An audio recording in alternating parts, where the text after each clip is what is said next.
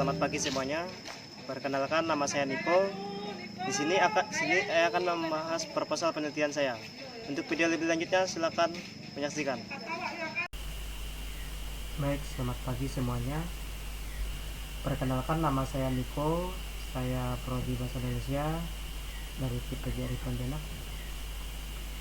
Yang berhormat kepada dosen pengampu mata kuliah menulis karya ilmiah, yaitu Bapak Akis Yuliansyah, SPD, Magister Pendidikan. Di sini saya akan membahas yaitu desain proposal penelitian saya. Adapun judul dari proposal penelitian saya yaitu pengaruh penggunaan metode diakronik terhadap kemampuan menulis puisi siswa kelas 8 SMP Negeri 1 Menyuke. Adapun dari proposal penelitian saya, yang pertama itu latar belakang dari proposal penelitian saya yaitu membahas keterampilan berbahasa mencakup 4 komponen, yaitu menyimak, berbicara, membaca, dan menulis. Keterampilan berbahasa dapat dikelompokkan ke dalam 2 kategori, yaitu aspek reseptif dan aspek produktif.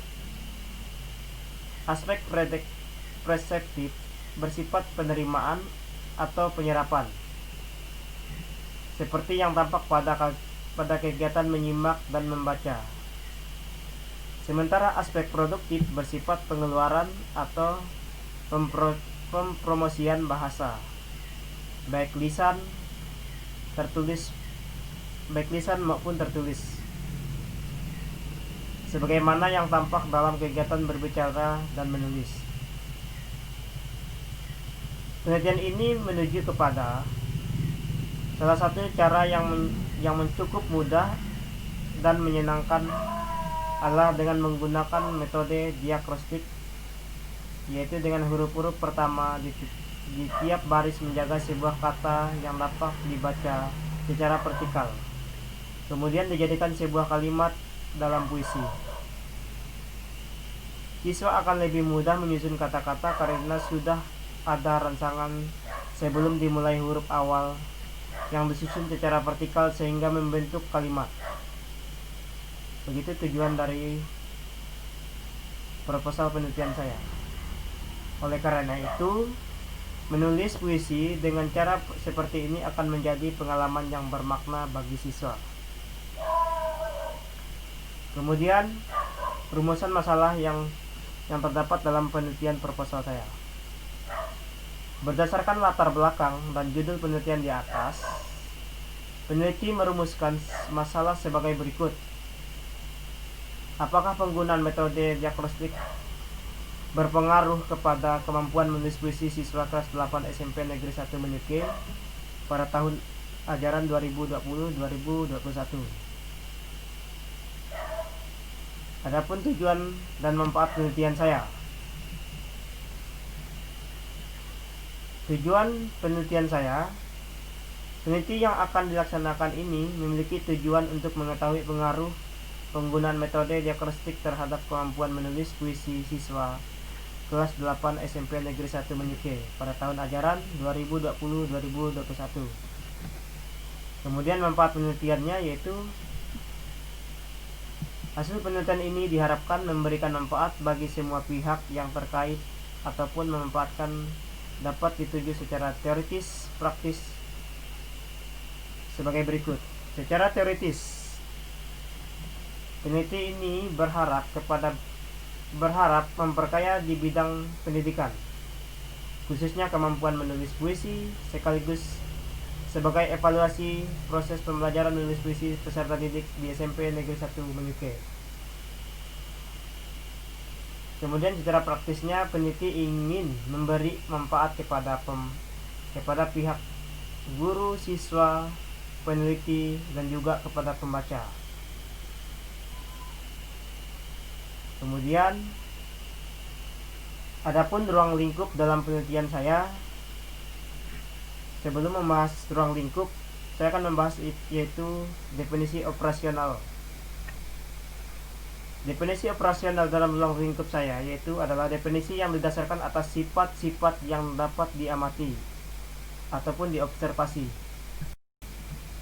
Konsep dapat diamati atau diobservasi ini penting karena hal yang dapat diamati itu membuka kemungkinan bagi orang lain seperti untuk melakukan serupa, sehingga apa yang dilakukan oleh peneliti terbuka untuk diuji kembali kepada orang lain.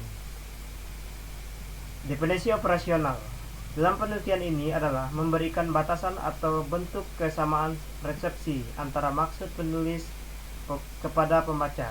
Adapun hal-hal yang perlu diberikan definisi dalam penelitian ini adalah mengacu kepada pengertian puisi, jenis-jenis puisi, kemudian ada bagian-bagian dari puisi. Di situ semua mencakup dalam pengertian ruang lingkup yang dibahas oleh dalam penelitian saya. Kemudian pengertian menulis, tata cara dalam menulis dan sebagainya. Adapun pembahasan lebih lanjut akan saya buka. Baik. Oke.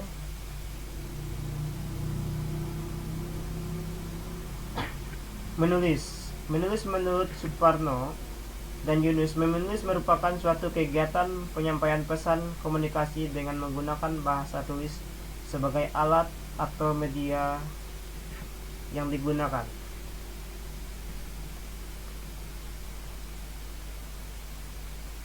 Kemudian saya akan membahas metode penelitian saya. Metode penelitian saya yang pertama itu mengacu kepada pendekatan penelitian. Metode penelitian ini adalah cara yang digunakan untuk mengumpulkan atau menganalisis data yang dibagi ataupun dikembangkan untuk memperoleh pengetahuan dengan menunjukkan prosedur yang direalkan atau diribelkan atau terpercaya.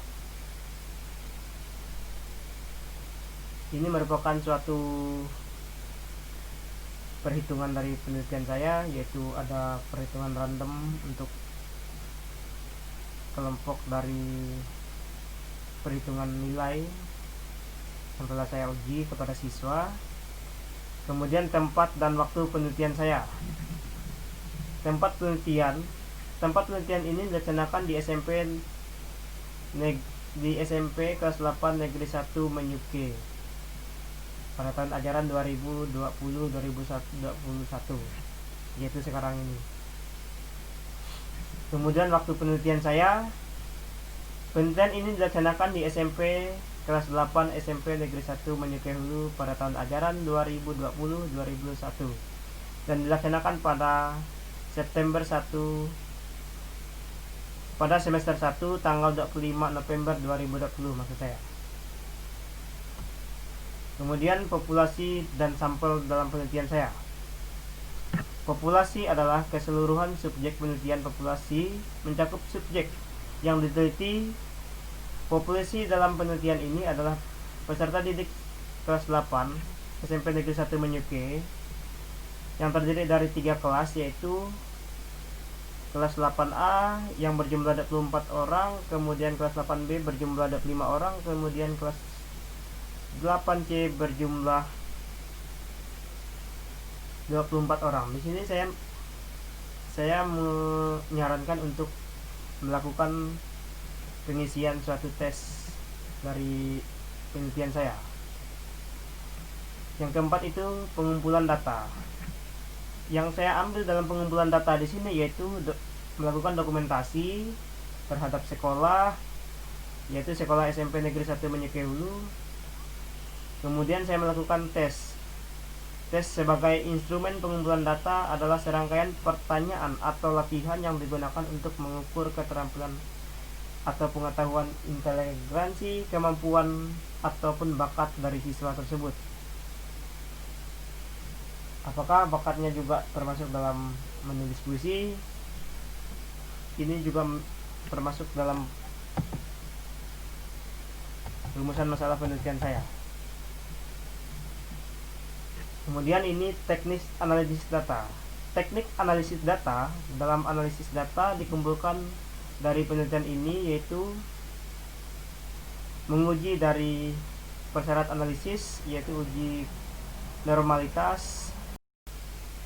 Nah, adapun dalam penelitian saya ini yaitu mencangkup dengan jadwal rencana penelitian. Rencana penelitian saya yaitu sudah saya susun menggunakan tabel, bisa dilihat. Oke. Kemudian bab 2 dari penelitian saya yaitu mengacu kepada teori menulis. Kemudian apa-apa bagian dari teori menulis itu yaitu ada tujuan penugasan, tujuan estetis, tujuan penerangan, tujuan pernyataan diri, tujuan kreatif, tujuan konsumtif. Nah, itu merupakan pengacuan materi yang saya bahas pada bagian bab 2-nya. Kemudian yang kedua yaitu membahas apa-apa saja aspek dari keterampilan menulis ini. Di sini sudah saya kutip teori dari berbagai referensi buku. Kemudian yaitu yang ketiga itu adalah mengenai puisi. Puisi adalah karya sastra yang mempunyai nilai estetik seni yang tinggi, yang berasal dari interpretasi pengalaman hidup manusia yang diubah dalam wujud paling terkesan atau sebagai hasil imajinasi gagasan penyair yang dituangkan dalam bentuk tipografi yang spesifik. Nah, itu merupakan suatu pengertian puisi. Kemudian ada hakikat puisi, di sini juga sudah saya cantumkan. Kemudian ada unsur intrinsik puisi, maksud saya.